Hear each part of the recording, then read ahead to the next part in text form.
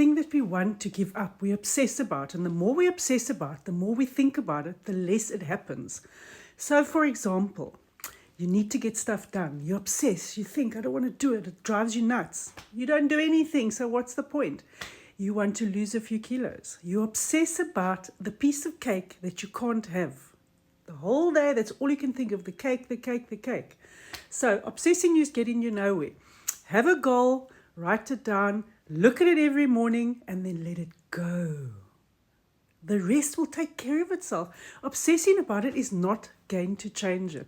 So I'm motivating you today to get your mindset in the game. Once your mindset is on, this is what I want, this is what I'm going to achieve, this is what I'm working towards, but I'm going to say it, think it, meditate on it, manifest on it, and then let it go. Promise you, watch how it comes back to you.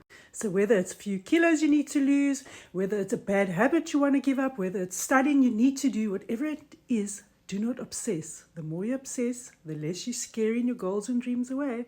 Wishing you luck on whatever you're trying to achieve. If you need help, I'm a mindset, motivation, and self-development coach. I help my clients overcome their obstacles so that they can have a clear vision towards their dreams and goals. Let's chat.